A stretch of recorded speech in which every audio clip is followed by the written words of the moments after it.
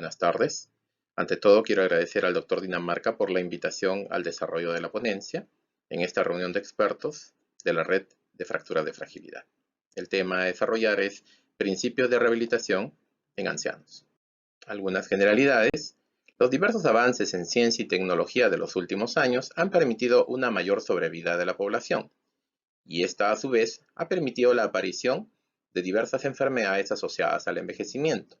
La osteoporosis es una de ellas, y esta a su vez condiciona una mayor incidencia de fracturas de fragilidad, las cuales tienen como su principal representante a las fracturas de cadera. Se dice que 1 de cada 3 mujeres y 1 de cada 5 varones luego de los 50 años presentará una fractura de cadera.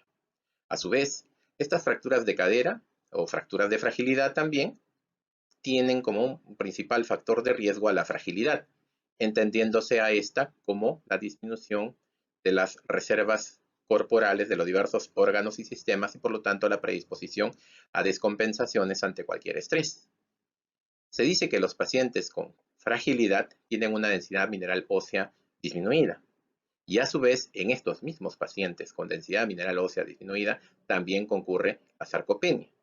Resultado, que sarcopenia y fragilidad predisponen a este paciente con baja densidad mineral ósea a un mayor riesgo de fracturas a través de un mayor riesgo de caídas. Se dice que estos pacientes frágiles y sarcopénicos tienen un riesgo de 2, 4 hasta 5 veces el caerse y por lo tanto presentar una fractura.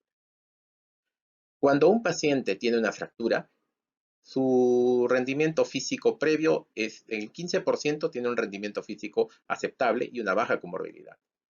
Un 5% de estos pacientes tiene una baja funcionabilidad y un pobre estado de salud con desplazamiento en silla de ruedas o apenas movilización en la cama. Y únicamente 50% de los pacientes que sobreviven luego de una fractura de cadera, estos recuperan sus actividades de vida diaria. Resultado o resumen, los pacientes con fracturas de fragilidad, con su representante más importante, la fractura de cadera, son pacientes con alto riesgo de caída, con alto riesgo de descompensaciones, con elevada comorbilidad, con notoria pérdida de las actividades de vida diaria. Y a esto se suma la elevada mortalidad asociada a la fractura de cadera. La mortalidad durante la hospitalización de fractura de cadera es del 3 al 5%. A los 30 días de la fractura, 5 a 10%. Y durante el primer año la mortalidad puede llegar hasta el 30%. En los primeros 3 a 6 meses la mortalidad del paciente con fractura de cadera es mayor al de la población general del mismo sexo, el mismo peso, pero sin fractura. Y esta mortalidad recién se iguala 5 a 10 años después de la fractura con la población general. Resultado, la fractura de cadera está asociada a una elevada morbimortalidad en pacientes más multimórbidos, más frágiles, más sarcopénicos, por lo tanto con un potencial enorme de descompensación y a su vez que generan ingentes gastos de recursos económicos para los diversos sistemas de salud. En este contexto, iniciativas como las de la Red de Fracturas de Fragilidad buscan disminuir esta notoria morbimortalidad. Ha establecido desde su declaración 4 pilares importantes, dentro de ellos la rehabilitación de excelencia a fin de restaurar la función, independencia y calidad de vida. ¿Cuáles son esos esquemas que permiten la rehabilitación de excelencia? ¿Cuáles son los modelos que tienen el mayor impacto? ¿Cuáles son los tipos de rehabilitación o los tipos de ejercicio que mejor evidencia tienen con respecto a esto? Lo seguiremos desarrollando. El término rehabilitación geriátrica fue usado por primera vez en el año 47 por Cousin, en un artículo publicado en la revista Lancet, donde hacía especial hincapié en aquellos pacientes dependientes, los cuales deberían ser movilizados precozmente a fin de evitar mayores complicaciones. Actualmente la definición de rehabilitación geriátrica la tomamos del grupo de trabajo de Boston, que en el año 97 la define como intervenciones terapéuticas y diagnósticas cuyo propósito es restaurar la habilidad funcional o en su defecto mejorar la capacidad residual funcional en pacientes ancianos que se aquejan o que padecen de condiciones discapacitantes. En otras palabras, recupero el basal funcional previo o si el paciente ya estaba deteriorado, logro ganar la mayor capacidad funcional posible. El enfoque de la rehabilitación geriátrica no puede basarse en solamente evaluar la condición de salud, en este caso, la fractura de cadera. La condición de salud del paciente debe ser evaluada de manera integral, viendo los condicionantes de salud personal y los condicionantes de salud asociadas al paciente, como bien lo plantea la Organización Mundial de la Salud y la Organización Internacional para el Funcionamiento y Discapacidad. Se debe ver la actividad previa del paciente, es decir, si caminaba, si era independiente para sus actividades de vida diaria, sus funciones corporales, si era frágil, comórbido o no, la participación dentro del hogar, porque puede ser un paciente funcional, pero la familia lo cuida tanto que sencillamente lo limita a actividades que poco a poco lo van discapacitando. Y asimismo el entorno, si el paciente era autovalente o se sentía autovalente, si tenía la economía suficiente como para poder mantenerse por sí solo, o en su defecto si tenía acceso a sistemas de salud adecuados. ¿Por qué es importante todos estos elementos? Porque son importantes a la hora de la planificación de la rehabilitación geriátrica, que va a englobar no solamente a la terapia física, sino que también va a englobar o va a concurrir con múltiples especialidades para lograr finalmente la mayor recuperación funcional posible del paciente. Los objetivos de la rehabilitación geriátrica son asistir al manejo de actividades de vida diaria sin la asistencia de otra persona, o en su defecto, ¿no?, minimizar las necesidades de asistencia externa a través del uso de técnicas adaptativas o de equipamiento. El objetivo fundamental es mantener la independencia en las actividades de vida diaria. Y esto se logra a través de técnicas destinadas a mejorar destreza, habilidad, fuerza, rendimiento y rangos articulares, a través de las diversas intervenciones y técnicas de medicina física. Todo eso encaminado a la movilización posoperatoria temprana y al alta precoz, elementos asociados a una notoria disminución de las complicaciones asociadas a pacientes con fracturas de cadera. Equipo multidisciplinario, otro de los pilares importantes de la rehabilitación geriátrica. Si bien es cierto, el traumatólogo y el geriatra son pieza clave en la identificación y solución de los diversos problemas médicos que aquejan al paciente, la intervención de las diversas disciplinas es fundamental para elaborar un plan de cuidados adecuado y que permita la continuidad de cuidados de este paciente. ¿De qué sirve que tengamos identificado claramente que el paciente con fractura de cadera tiene alto riesgo de desarrollar úlceras por presión si enfermería no está empoderada de la movilización frecuente? ¿De qué sirve, por ejemplo, que yo haya utilizado la mejor técnica operatoria, la mejor rehabilitación? El paciente al irse al alta tiene un poco apoyo familiar, no hay familiares quien lo cuiden, no hay familiares que garanticen la adecuada continuidad de la terapia física en domicilio, y ese es el papel de la asistenta social. ¿De qué sirve que el paciente esté haciendo terapia de rehabilitación para recuperar su fuerza de miembros inferiores y vuelva a caminar cuando empieza a disfuncionar y a perder habilidades con las manos? El papel de la terapista ocupacional es importante para mantener sus actividades de vida diaria, sus habilidades, las habilidades manuales y el mantenimiento de movimientos complejos que también participan en la rehabilitación. ¿De qué sirve, por ejemplo, que haya identificado que el paciente tiene alto riesgo de delirio cuando el farmacéutico no mecanaliza adecuadamente la medicación o la dosis prescrita? Toda esta participación es fundamental para que el paciente adulto mayor pueda salir adelante y podamos cumplir los objetivos fundamentales de la rehabilitación geriátrica, que son la movilización temprana y el alta precoz, a fin de evitar múltiples complicaciones. Elementos clave en la rehabilitación geriátrica: identificación de la fragilidad a fin de intervenirla y revertirla por sus notorias consecuencias en la capacidad de rehabilitación del paciente. El cuidado tiene que ser amigable a fin de que el paciente participe en su proceso de rehabilitación, lo cual ha demostrado tener mejores resultados. En lo que refiere a actividades de vida diaria, evaluar el progreso en la recuperación de las mismas. Terapia ocupacional debe buscar deterioro en actividades de vida diaria y participar para la preservación o recuperación. El paciente debe demostrar que tiene transferencia segura, de lo contrario se debe hacer intervenciones para evitar que el paciente sufra de caídas, ya que el riesgo de caídas durante los 3 primeros meses luego de la operación de fractura de cadera es altísimo. El paciente debe mostrar independencia para ducharse, para bañarse, para ir al baño y ducharse. En lo posible se desaconseja el uso de pañales o en su defecto se debe ir dejando paulatinamente. El paciente debe, en lo posible, se le debe llevar de manera rutinaria al baño a fin de evitar retenciones urinarias e impactaciones fecales.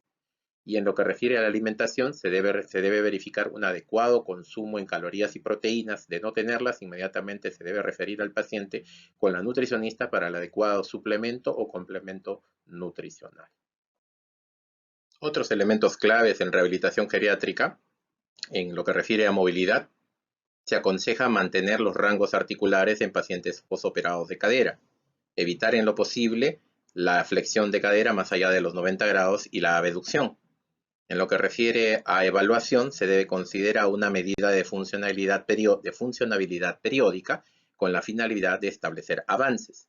Y en lo que refiere a recomendaciones específicas de rehabilitación, los ejercicios más recomendados con más evidencia de éxito son los de fortalecimiento y los de balance. Con respecto a medicación, se debe evitar a toda costa medicación anticolinérgica, psicofármacos y opiáceos, todos ellos relacionados con el desarrollo de delirio, estreñimiento y retención urinaria. En lo que refiere a pacientes con delirium, demencia y depresión, los pacientes con demencia deben mantener su medicación habitual, igual que los depresivos. En los pacientes con alto riesgo de delirio, se debe establecer una hidratación adecuada, una habitación luminosa, acompañamiento permanente, actividades lúdicas con la finalidad de evitar la aparición del delirio. En lo que refiere a prevención de fracturas, osteoporosis y el manejo y prevención de caídas, se debe tratar la osteoporosis. Se ha identificado que muchos de los pacientes post fractura de cadera de fragilidad salen de alta y no tienen tratamiento, incluso a veces hasta el año de producida la misma. Y en lo que refiere a intervención en caídas, definitivamente se tiene que intervenir a toda costa el riesgo de caídas. Los pacientes post fractura de cadera tienen un riesgo elevado de caídas. Y es más, una caída con fractura, la segunda fractura de cadera, implica 6 veces más riesgo de mortalidad con respecto a la primera. Todos elementos importantes a intervenir. Otro elemento importante en la rehabilitación geriátrica es la participación de la ortogeriatría. Sin embargo, existen múltiples modelos que no siempre tienen un impacto notorio en la morbimortalidad. El modelo actual, el más exitoso, es el de cuidado integrado, en el que a la admisión el equipo está antes de la cirugía, está comandado por el geriatra, tiene asistencia geriátrica diaria y hay cuidado multidisciplinario permanente. Los demás equipos, como el rehabilitatorio, consultivo y reactivo usual, en el cual el traumatólogo guía todo y llama al geriatra solamente por interconsulta, no tienen un aval de éxito o por lo menos favorecido por la medicina basada en evidencias. Y si evaluamos todos estos modelos ortogeriátricos con respecto a diferentes endpoints, nos damos cuenta que el modelo articulado tiene mayor impacto en mortalidad, tiene disminución de estancia y mayor impacto en la reducción de instancia hospitalaria, menor tasa de complicaciones, menor infección de heridas operatorias y reducido tiempo hasta la cirugía. Múltiples estudios de intervención comparando el modelo ortogeriátrico articulado versus el tradicional revelan notorias diferencias con respecto a los diferentes endpoints. Así, por ejemplo, el estudio de Marcantonio revela una disminución en la tasa de delirio intrahospitalario post-cirugía del orden del 36% y de delirium severo del orden del 60%. Igual Pretzmo, cuando evalúa medidas como movilidad, actividades de vida diaria, intermedias de vida diaria y calidad de vida, las diferencias son notables. Esto solo en estudios intrahospitalarios.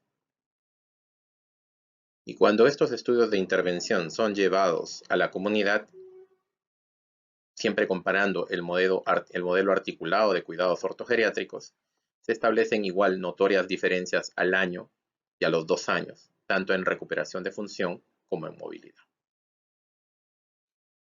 Y en estudios de intervención que comparan técnicas de rehabilitación, la medicina basada en evidencias también los favorece con respecto a las técnicas convencionales. En los estudios de Mitchell y Monticone, que evalúan o que practican fortalecimiento progresivo o en su defecto técnicas de balance y fortalecimiento, entre otras, se utiliza una prueba estadística que se llama magnitud del efecto, en la cual cifras menores de 0.4 es una magnitud del efecto pobre, entre 0.4 y 0.8 intermedia y más de 0.8 es una magnitud del efecto importante. En el caso del estudio de Mitchell, para función la magnitud del efecto es importante y para movilidad la magnitud del efecto en el estudio de Moticone también. Es necesario señalar que las técnicas de rehabilitación más importantes son estas, pero todas articuladas en un sistema multicomponente o multimodal. El problema o la gran duda que existe hoy en día es la dosificación de tal o cual técnica para una mejor respuesta y recuperación funcional. Y con respecto a técnicas de rehabilitación en pacientes con demencia, tanto hospitalizados como en la comunidad, la medicina basada en evidencias no logra demostrar diferencia estadísticamente significativa. Y en los pocos que logra tener alguna magnitud importante, son estudios que demoran aproximadamente 12 a más meses, es decir, el doble de tiempo de intervención. Quizás a lo mejor, y lo cual contrasta con lo que vemos en la práctica diaria, donde muchos pacientes demenciales con intervenciones multidisciplinarias adecuadas salen del proceso. Quizás no estamos midiendo de manera adecuada, quizás los instrumentos de medida no son los adecuados y por eso no logramos la tan ansiada diferencia estadísticamente significativa. Sin embargo, hoy en día, la última revisión Cochrane señala que las intervenciones de rehabilitación post-fractura de cadera en pacientes con demencia tienen un nivel de evidencia muy bajo.